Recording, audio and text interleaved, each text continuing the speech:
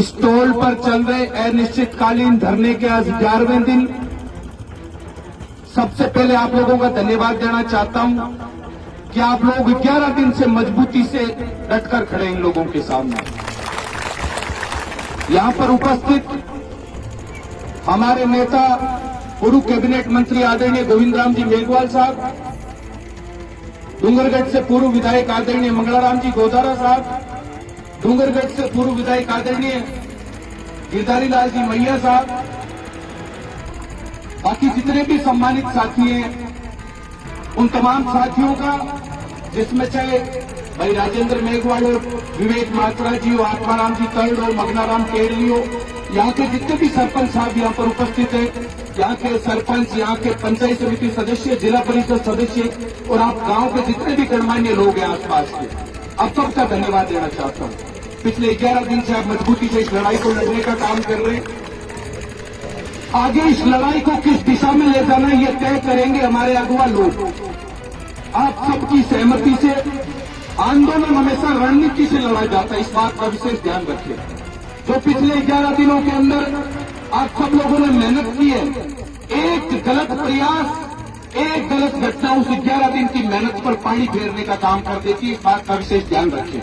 इसलिए शांतिपूर्ण तरीके से, गांधीवादी तरीके से हम लोगों को इस लड़ाई को लड़ने का काम करना है। जो तय होगा उसमें आप सबकी भावनाएं सम्मिलित होगी, इस बात का विशेष ध्यान रखिए। ये लड़ाई किस लिए जरूरी हो जाती है? जगह जगह लूट की दुकानें खोल दी गई है। जब आदमी नई गाड़ी लेता है, नया साधन लेता है, तो लाखों रुपए सड़क के इनाम पर उनसे लिए जाते हैं कि रोड टैक्स ले रहे हैं। मैं पूछना चाहता हूँ, रोड कोई समुद्र में थोड़ी बनती है?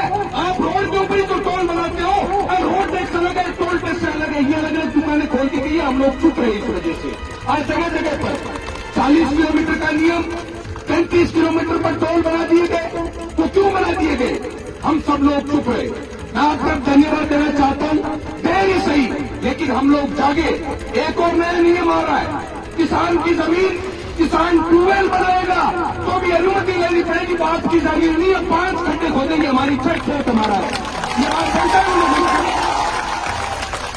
जिन बुजुर्गों ने 5 पीढ़ियों तक अपना पेट काट कर हम लोगों के लिए उन खेतों को बचाने का काम किया है, उन खेतों में ट्यूबवेल खोदने की अनुमति हम किसी से नहीं लेंगे। अपने घर के लोगों से ले सकते हैं, सरकार और प्रशासन से अनुमति नहीं लेंगे। इस बात को बताएं उन लोगों को।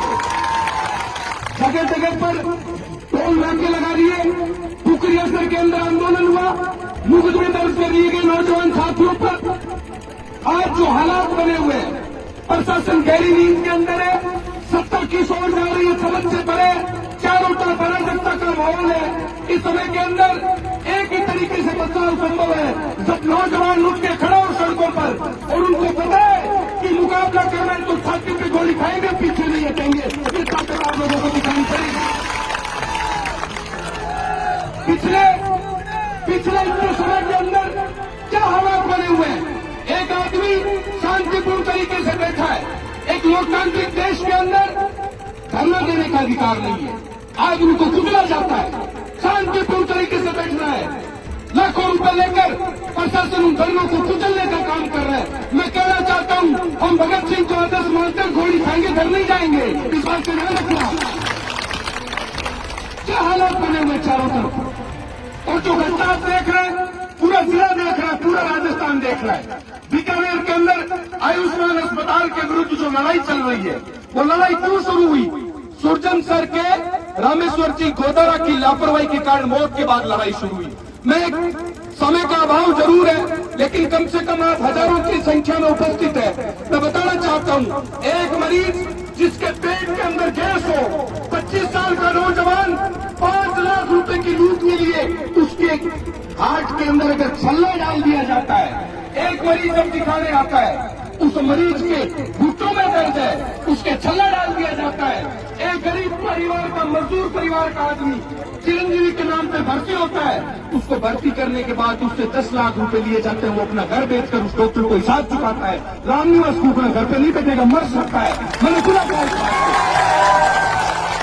इसलिए आप लोगों से निवेदन करना चाहता हूँ, भगत सिंह जैसे लोगों के साथ लड़ने का मौका नहीं मिला। लेकिन याद करिए उन लोगों को जिन्होंने 23 साल के अंदर फांसी पर चढ़ गए। उनकी कोई व्यक्तिगत लड़ाइयां नहीं थी, उनको चिंता थी कि आने वाली पीढ़ी गुलाम होगी, आने वाली पीढ़ी अंग्रेजों के घर पे झाड़ू पोंछे करेगी। हम नहीं चाहते हमारी आने वाली पीढ़ी गुलाम हो, इसलिए वो हंसते हंसते फांसी के फंदे पे झूल गए। उन लोगों ने आप लोगों की चिंता की केवल। इसलिए मैं कहना चाहता हूँ, मैं गर्व से कह सकता हूँ, एक नरबख्शी जो खुलेआम को पैसे के लालच में लोगों को मार रहा है, वो जब लोगों को मार रहा था तो उसको रोकने के लिए सड़क पर मैंने संघर्ष किया ईमानदारी से। ये बात खुले मन से मैं लोगों को कह सकता हूँ। इसलिए मैं आप लोगों को निवेदन करना चाहता हूँ। हजारों घर उजड़ गए, हजारों घरों को बर्बाद कर दिया गया। ऐसी ताकतों के खिलाफ हम सब लोगों को लड़ना है। और ये टोल की जो लड़ाई है, इस लड़ाई के अंदर एक बात का ध्यान रखें, पिछले 11 दिन से आपका जो संघर्ष चल रहा है, आप ये मत सोचें एक दिन जो गुजर रहा है ये प्रत्येक दिन आपको एक नई ताकत, एक नई ऊर्जा देने का काम कर रहा है। इस बात का ध्यान रखें, निराश होने की जरूरत नहीं है। 4 पंक्तियां बोलकर अपनी बात समाप्त करना चाहता हूं कि असफलता एक चुनौती है, इसे स्वीकार करो। ये मत समझो कि 11 दिन गुजर गए, हम देखे हमारी कोई बात नहीं सुन रहा है। असफलता एक चुनौती है, इसे स्वीकार करो। क्या कमी रह गई देखो और सुधार करो।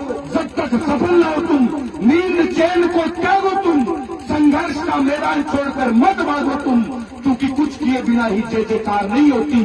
कोशिश करने वालों की कभी हार नहीं होती। आप कोशिश जारी रखें। और एक विश्वास दिलाकर जाना चाहता हूं, जब भी अगुआ लोग जो रणनीति तैयार करके आदेश देंगे, उस आदेश के अंदर चाहे मुकाबला करने की बात हो, चाहे मुकदमे झेलने की बात हो, चाहे लाठियों का मुकाबला करने की बात हो, चाहे गोलियों का मुकाबला करने की बात हो, आपके बीच में खड़ा होकर सौगंध दिखाकर जाता हूं, सबसे आगे खड़ा रहूंगा। यह आपको विश्वास दिलाकर जाना चाहता हूं। आप सब लोग पूरी ताकत के साथ, पूरी मजबूती के साथ लोगों को जागरूक करिए, उनको कहिए अभी भी समय है, हम लोग नहीं बोले। आने वाले समय के अंदर स्थितियां बड़ी भयावह हो जाएगी। जिस तरह के हालात दिन प्रतिदिन बनते जा रहे हैं, जागरूक होना बहुत जरूरी है। अन्याय शोषण के खिलाफ आवाज उठानी पड़ेगी। नहीं उठाएंगे तो आने वाली पीढ़ियां हम लोगों को कायर कहकर बतलाएगी। इस बात का ध्यान रखें। आप सब पधारे, उसके लिए